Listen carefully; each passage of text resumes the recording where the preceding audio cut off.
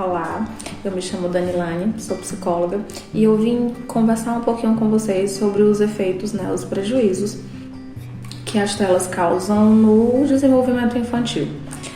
Vou tecer um pouco de alguns comentários dentro da área do desenvolvimento no fator psicossocial, emocional e afetivo das crianças.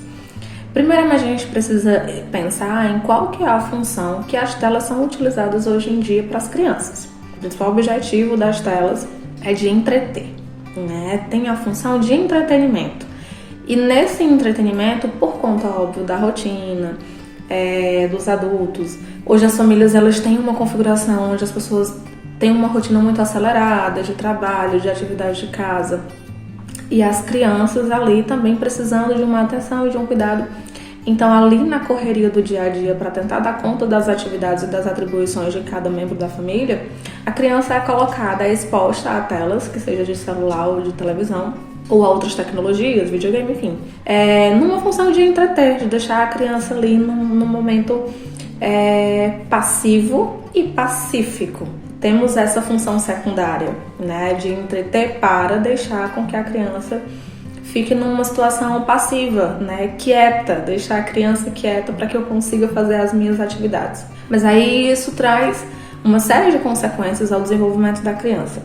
Vamos partir do princípio de que essa criança, interagindo com uma tela, ela está sozinha, Não há interação ali, a interação é dela com uma tela cheia de estímulos, de cores, de sons, mas ali não vai haver uma troca, A criança ela vai estar sozinha, interagindo apenas com aquilo que está se mostrando para ela.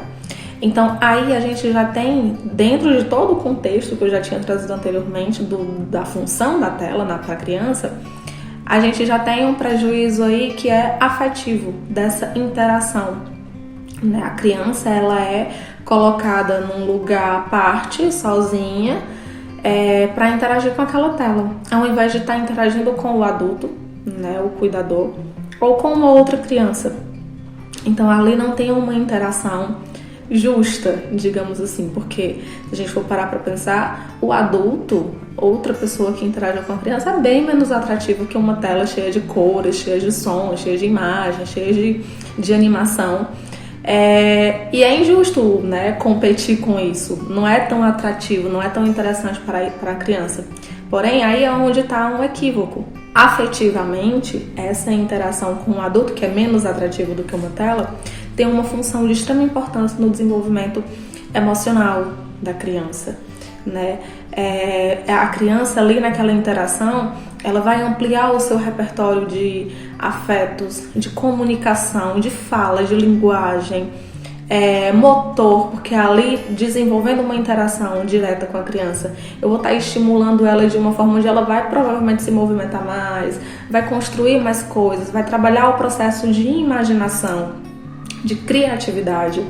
Então, emocionalmente, todo esse desenvolvimento desses processos tem uma função para o desenvolvimento cognitivo, de aprendizagem e afetivo da criança, Essa interação com uma outra pessoa, que não a tela, promove uma outra sensação para a criança, que é, por exemplo, de segurança, de apoio, de atenção, de cuidado, ao passo em que ela está desenvolvendo essa série de outras coisas, que a tela causa esse prejuízo porque não vai ter essa interação. Por outro lado, no campo da interação com a tela, essa criança ela vai estar extremamente estimulada, Essas cores, essa atratividade toda, estimula muito o cérebro da criança. E aí essa criança que está sendo extremamente estimulada vai depositar esse sensorial que é despertado por essa estimulação em quê? Aonde? O que a criança vai construir com aqueles estímulos que ela está recebendo passivamente? Ela não está interagindo com ninguém. Ela está recebendo um estímulo de forma passiva. E aí o que ela vai fazer com aquilo? E aí o que geralmente acontece? Isso desenvolve um fator ansioso na criança, porque ela está super estimulada. Isso vai gerar uma sensação corporal de energia, de estímulo, e ela vai direcionar aquilo a quem? Ou aonde? Ou a quê? Então isso gera um desenvolvimento ansioso na criança. Esse processo ansioso vai gerar também uma sensação de imediatismo, que é o que a tela promove, né? É ali um vídeo contínuo, vários minutos, terminou um, começa outro. Se a conectividade da internet cai, ali já leva a criança numa agitação, que quer que resolva logo, que quer logo ver. Então traz um fator imediatista para a criança. Nesse imediatismo, a criança ela vai ter dificuldade de lidar com imposição de limites, imposição de regras, com a frustração. Por quê? Porque ela vai estar impaciente, ela vai estar habituada com essa estimulação contínua. E aí, se deparar numa situação em que ela precisa ser pausada ou esperar, né, ou aprender esse lado social, de ter um pouco mais de calma, de paciência para construir algo, isso vai gerar uma irritação na criança, né? Essa agitação, essa sensação ansiosa vai gerar uma irritação. E aí a gente pode ter uma série de questões de problemas comportamentais, né? Digamos assim, porque a criança ela vai estar irritada, impulsiva, agitada, cheia de energia e não vai saber como manejar isso. Por quê? Porque na interação com a tela ela está passiva, ela não está aprendendo, ela não está interagindo, ela não está recebendo e devolvendo algo que acontece quando há uma interação com uma outra pessoa, com outro sujeito. Então nessa interação com uma outra pessoa, que não a tela, ela vai aprender a trabalhar a frustração, a habilidade de se frustrar e de como reagir a essa frustração, aos limites, às regras. Isso a tela não promove e causa na criança essa sensação de não saber lidar, né? De não saber lidar quando é frustrada, quando precisa esperar, né? Devido a todo esse imediatismo e essa agitação que a tela causa. Então, temos uma série de danos. Isso vai afetar no sono da criança, porque ela vai estar agitada, estimulada. Na alimentação, né, a criança, principalmente que come diante de uma tela, não vai estar processando o corpinho dela e a própria cabeça dela de que ela está comendo. Então, o principal, eu diria, ponto, que vai ter um prejuízo, que vai acarretar uma série de outras consequências, né, em cadeia, é o prejuízo dessa interação, que vai gerar uma perda afetiva, criativa, imaginativa naquela criança.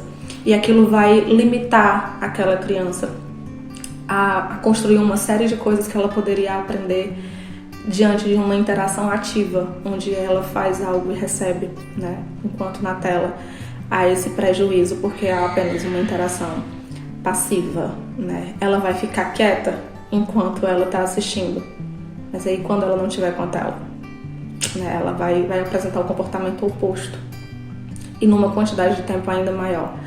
Então, a gente precisa também entender que a gente precisa acompanhar as tecnologias e o tempo e a cultura e as necessidades da organização familiar, mas a gente precisa também trabalhar as regras, os limites. Então, pode ver tela? Pode, mas por uma quantidade de tempo, né, para ensinar para a criança a regra e limite, né, o que pode, o que não pode, que ela precisa esperar. Então, o maior, talvez, dano, né, prejuízo dentro desse lado psicológico e afetivo da criança é essa perda de capacidade de aprender a lidar com aquilo que ela sente. Então, é importante a gente pensar um pouquinho nisso, nos prós e nos contras e nas consequências de tudo.